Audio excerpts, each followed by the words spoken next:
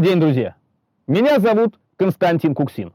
Я этнограф, путешественник, действительный член Русского географического общества, создатель и директор Музея кочевой культуры в Москве, где мы с вами сейчас и находимся.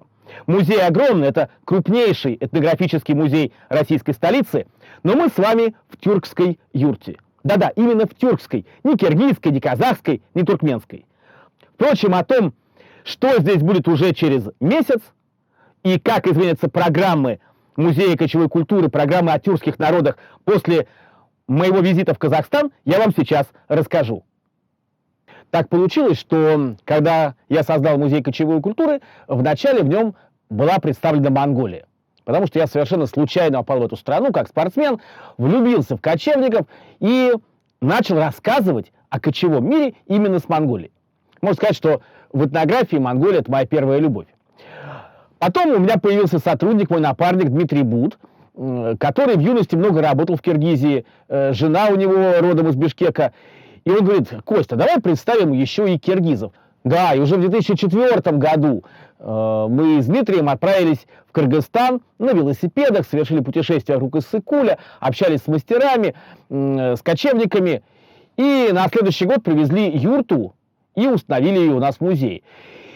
И мы говорили о киргизах, о том, как они кочуют, об их древней культуре, об орнаментах, о крымской традиции. И в просторечии в музее так и назвали эту юрту «киргизская юрта». Хотя с самого начала юрта наполнялась не только киргизскими вещами. Уже в 2004 году, завершив экспедицию по Кыргызстану, мы с моим напарником Дмитрием отправились в Синьцзян, в соседний Китай, с целью исследовать жизнь кочевых казахов. Мы ехали также на велосипедах, нам удалось попасть в районы, куда не пускают туристов, в район Улястай, на монгольской границе, где мы увидели жизнь казахов, которые ушли туда, в Китай, еще от царской власти, в незапамятные времена. Культура сохранилась потрясающе. Юрты топятся по-черному, традиционная одежда. Было ощущение, что мы попали на съемки какого-то фильма, а не находимся в экспедиции. Потом были экспедиции в сам Казахстан. В южной части Казахстана мы находили остатки кочевой культуры. На пастушеских точках, на стоянках полусгнившие кереги, уки, то есть следы кочевой культуры. То же самое было и в западном Казахстане. Потом мы совершили экспедицию в Баян-Угийский аймак Монголии. Потрясающе интересную, откуда привезли очень много предметов, ибо там, в Баян-Угии, казахская культура тоже сохранилась превосходно. И все эти предметы пополняли нашу коллекцию, которая по-прежнему называлась «Киргизская юрта». Если вы посмотрите, на стенах висят тушки изы, привезенные из Западной Монголии, а рядом сделаны в Кыргызстане. На полу ковры шердаки сделаны как в Киргизии, так и в Западной Монголии. Есть вещи из Синьцзяна и даже из далекой Туркмении и из Северного Ирана, где также кочуют туркмены. Получилась очень сложная коллекция. И постепенно, рассказывая о киргизах, мы говорили: а вот это вот так делают казахи, а вот так вот делают туркмены. Но все равно лейтмотивом этой экскурсионной программы была киргизская культура. Все изменилось, когда я начал работать в Казахстане в проекте «Кендала». Первый проект мы снимали в Южном Казахстане, где я немало путешествовал в прошлом.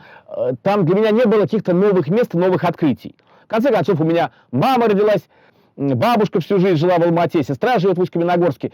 То есть, можно сказать, Казахстан моя вторая родина. И в первом сезоне «Кендала» я рассказывал в целом о кочевниках. Лишь иногда делая акцент на казахскую культуру, хотя съемки велись для Казах-ТВ. В этом году мы со съемочной группой отправились в самое сердце Казахстана, в Улытау. И то, что я там увидел, поразило мое воображение. Во-первых, удивительная сохранность культуры.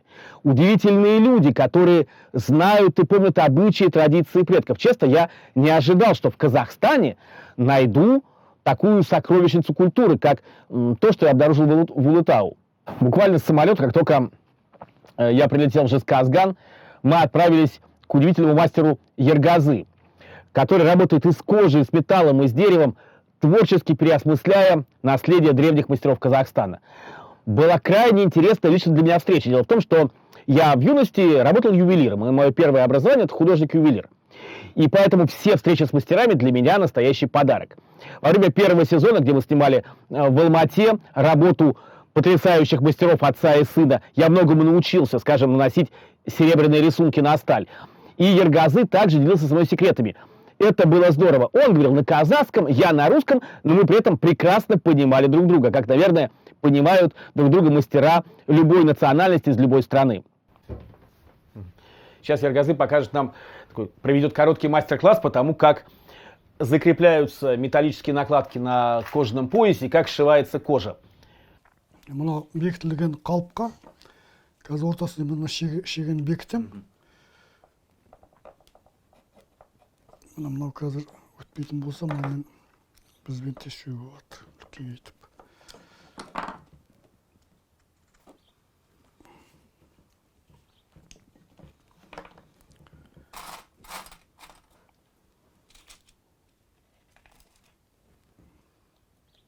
Надевается небольшая шайба.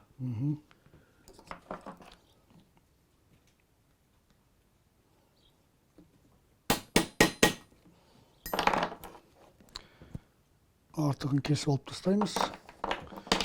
Содан кейін шегенің бетін қайтарамыз.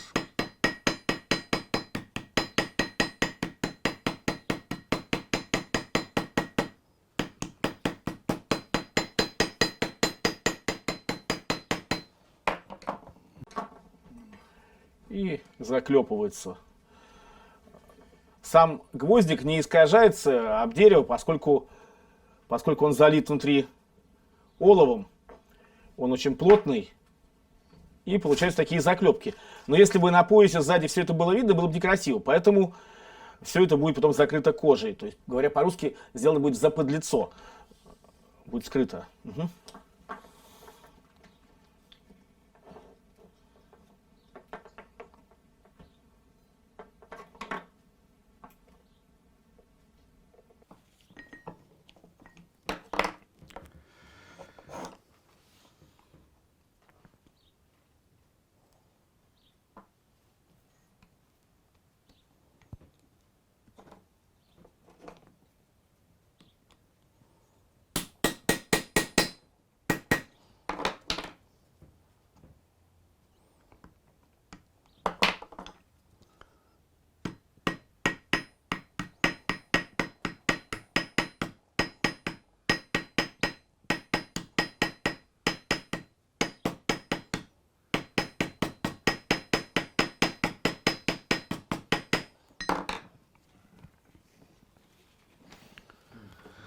Ал енді мынаны кішкене көрсеттім, енді мына қалай тігетінін көрсетейін. Сіздерге қазір жібек жіппен.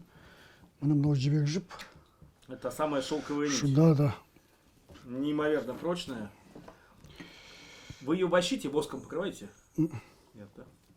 Бұл таза жібек жіп.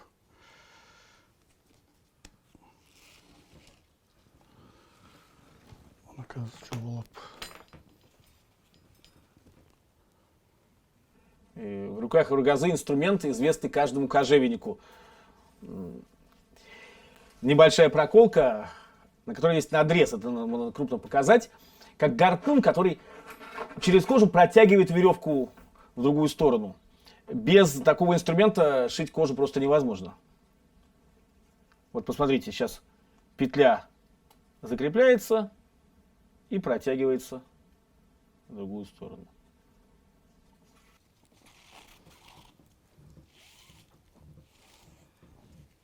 Продевается.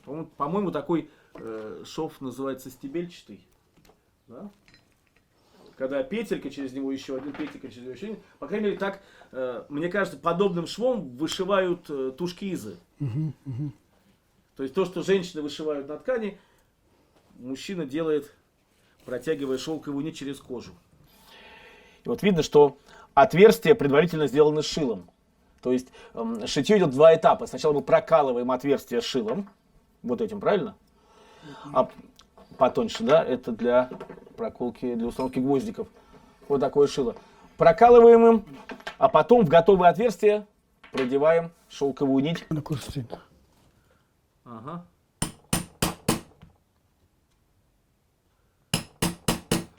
Как я говорил, шов получается, как будто он сделан на машинке.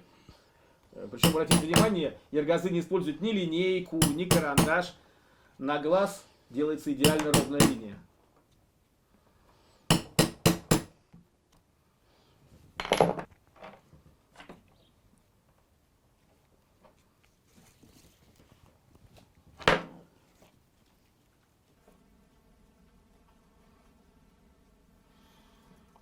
Мне кажется, самое сложное во всем этом, если нитка заканчивается, начинать заново. Да, нужно проходить 2 раза участок.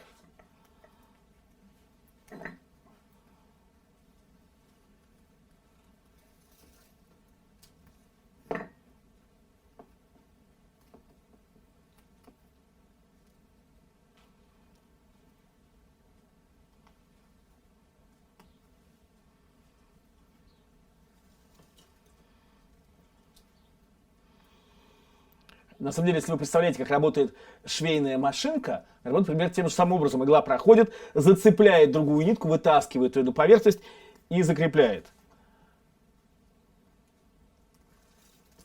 Кто не понимает принцип работы швейной машинки, я, честно, сам его долго не понимал, можно пошить кожу, и все встанет в голове на свои места.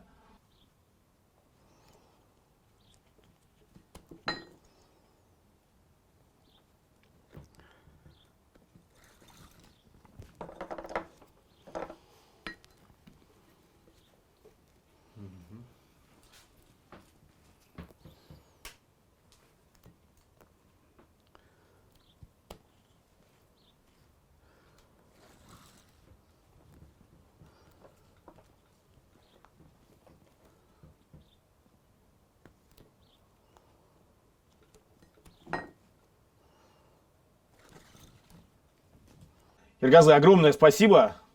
Я прям захотел тут же вернуться в Москву, в свою мастерскую, и либо шить кожу, либо заняться изготовлением металлических вещей.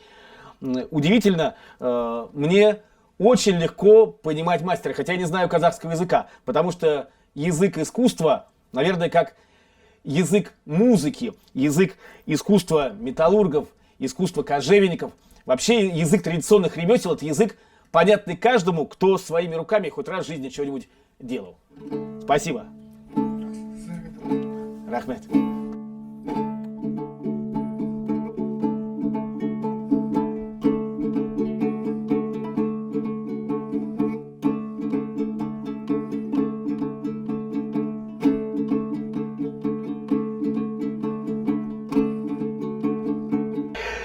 Улытау дарила все новые и новые встречи. Мы приехали в потрясающий музей истории рудного плавильного дела, где я познакомился с коллегой, тоже директором музея, Зейпын.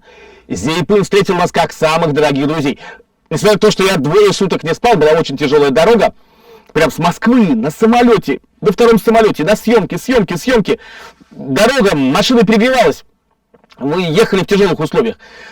Я пробудился и 2 часа, сдав дыхание, слушал, как Зейпын рассказывала про то, как создавался музей, показывал удивительные коллекции, ну а потом уже в темноте мы снимали, как выплавляется медная руда. Местечко так называется Жезды, то есть медная, так можно перевести на русский язык. И я прикоснулся к истории плавильного дела. Опять же, мне как ювелиру, художнику по металлу это было очень интересно. Не только как этнографу, но и человеку, который сам плавил когда-то металлы и отливал, занимался литьем, чеканкой и филигранью.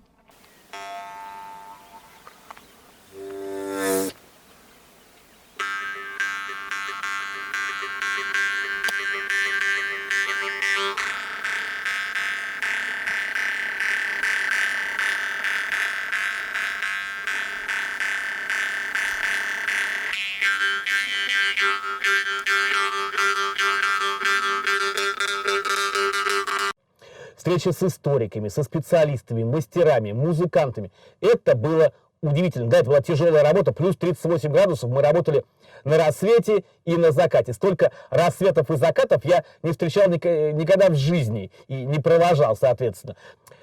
До этого я неплохо знал казахскую культуру, как мне казалось.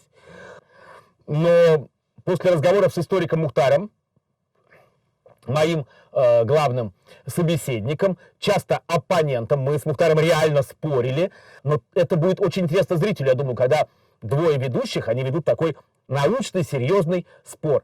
в котором рождается истина. А ведь цель каждого ученого — поиск истины, не более, не менее.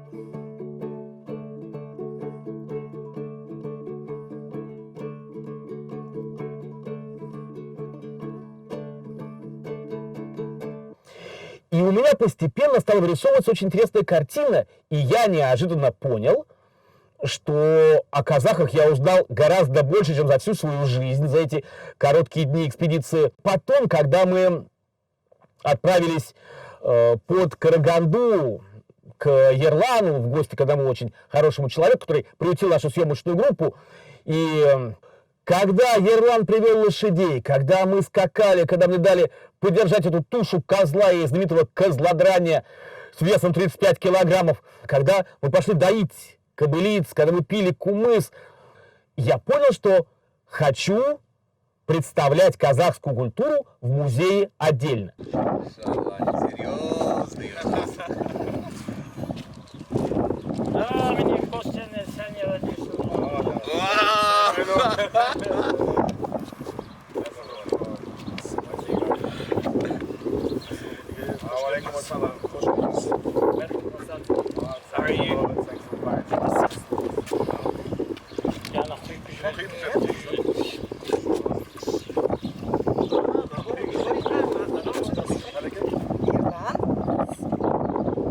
Al біздің қымыздың бауырсағын көріңіздер. Құрметті Константин. Ал беріңіз. Қош келдіңіздер Қазақстанға.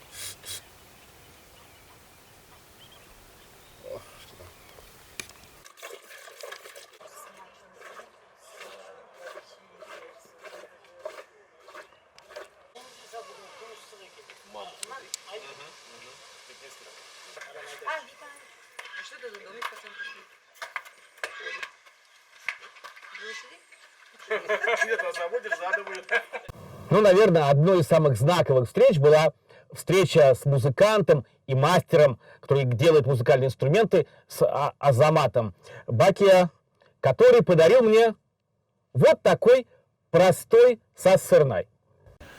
Узнав, что в Музее кочевой культуры мы постоянно знакомим детей с разными музыкальными инструментами, Азамат согласился провести со мной небольшое занятие и научить меня играть на саз-сарная. Бұл аспаптың ойналуы барлығы оңай, бірақ өте жақсы күрделі, бізге маңызды әндерді орындаймыз осы аспаппен. Қазір сізге Елімай деген әнді ойнап көрсетемін. Мен ойнаған сайын сіз осы қолыма қарап отырып қайталаңыз.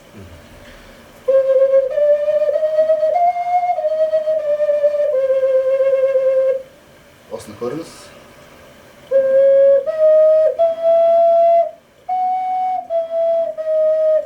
Жақсы шығып жатыр енді.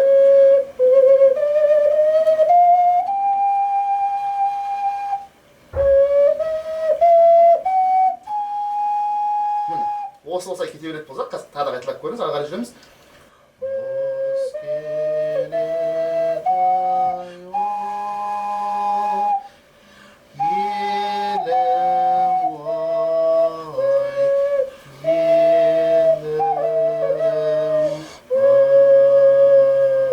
бәрекелді. Рахмет.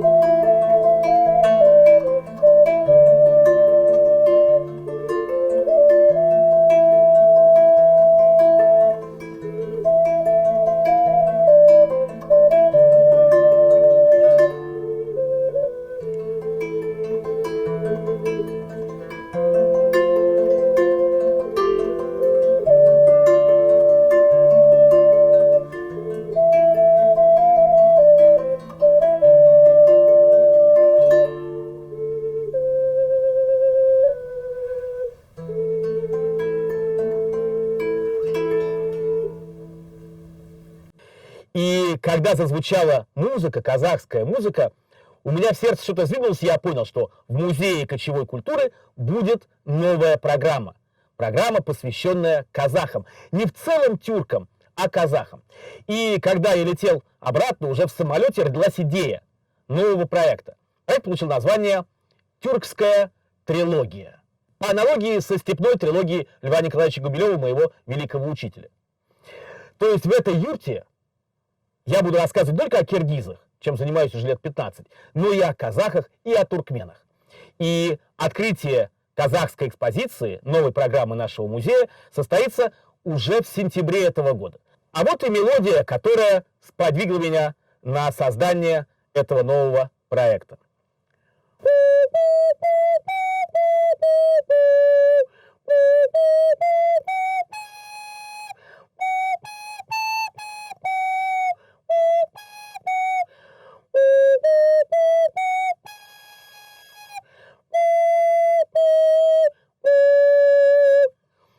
Примерно так. Конечно, не так здорово, как у Азамата, но я думаю, к сентябрю, к открытию новой программы в Музее кочевой культуры, я буду играть не хуже Азамата. Ну, по крайней мере, на этой свистульке. И только на ней. Друзья мои, я вас приглашаю в Музей кочевой культуры, в тюркскую коллекцию нашего музея. И в сентябре здесь состоится презентация новой программы о казахской культуре, казахской истории, казахских традициях. Здесь будет и угощение, традиционное, национальное, по крайней мере, чай. И обязательно музыка, знакомство с ремеслами, с песнями, сказаниями. Потому что без музыки, без сказок не представить ни одну культуру. И, конечно же, не представить музей кочевой культуры.